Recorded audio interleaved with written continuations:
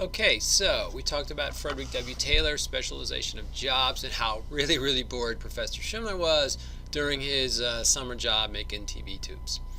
All right, so let's take a look at how things might be a little better, right? So what can we do to make jobs less boring? One way you can do it is job rotation, systematically moving workers from one job to another to try to minimize monopoly and boredom.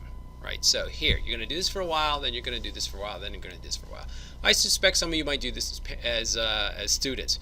First, I'm going to work on my history homework, and when I get tired of that, I'm going to work on my math, and then my whatever, right? My organizational behavior homework, right? So sometimes it's better to rotate from job to job, right? In a work environment, you often don't get that choice. You have to wait till they tell you can do something else.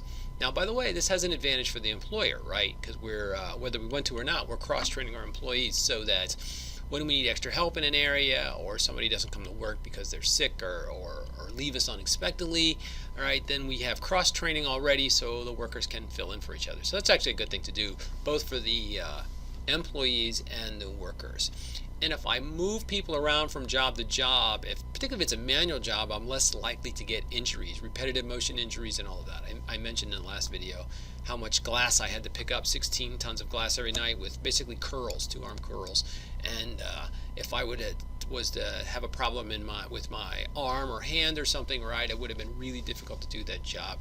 So moving people to different jobs that use different muscles and different bendings and stretching and all that sometimes a really good idea. All right, job enlargement, right, is another thing we might do. Job enlargement means give workers more tasks to perform. Now, this is horizontal job enlargement, which means they have more of the same kind of work, right? So they're doing the same level of work, but more kinds of work. So if we're talking about a factory environment, they're still doing assembly work, but they're doing over on this line instead of that line, or they're lifting glass panels over here, but on the other line they're lifting something else, or they're screwing together fixtures or something, right? Or wiring up a circuitry board, right? So that's horizontal enlargement. They're doing the same level of task, just different task, right? Versus job enrichment. Job enrichment, we're actually changing the nature of the work. So giving workers more tasks to perform and more control over how to perform those tasks. So for instance, they get to decide which tasks to do first. They get to decide, an example maybe in a restaurant, horizontal job enlargement is the chef not just works the grill, but they also learn how to bake, right? They do more of the same kind of stuff, which is to say cooking, right?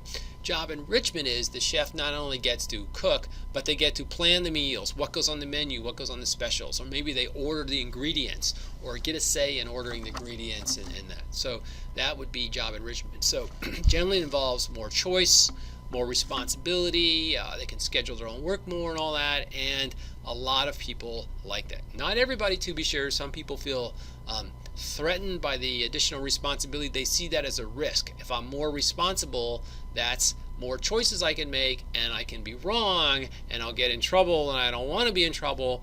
Therefore, job enrichment gives me stress, and I don't want that. Right? So different people react to it different ways. And again, you need to pay attention, right? Everybody's different, and you need to pay attention to the feedback you get on these different things. So in the job characteristics model, it's where we really think about what happens when we design jobs and get things the workers are going to appreciate, right? So we think about the critical psychological states of workers. I know Taylor would have thought we were crazy, right?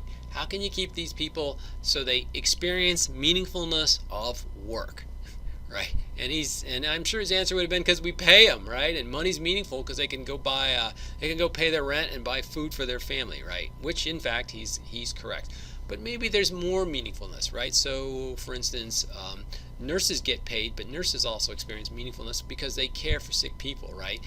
They're there all the time. The doctors are not, so it's not uncommon. The nurses will catch something that's wrong with somebody, then the doctors won't, and they can in fact save people's lives and do so.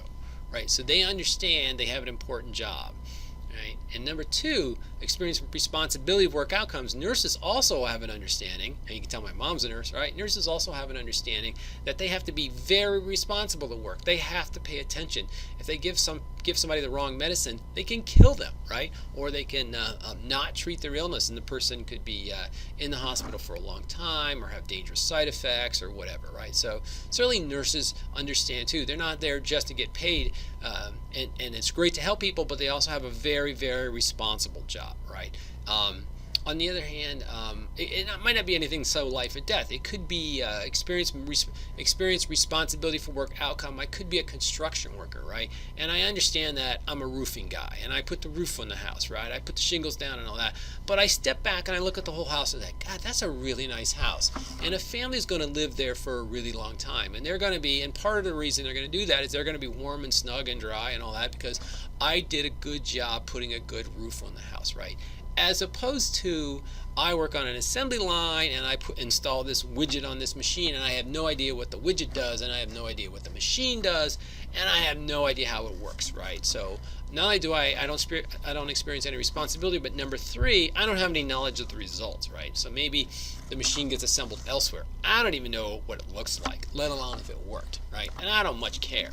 Right? So that would, I don't have a lot of, I don't have anything psychologically invested in this work. And take it or leave it, right? If I don't come to work tomorrow, it won't matter to me. I don't see where this goes anyway, right?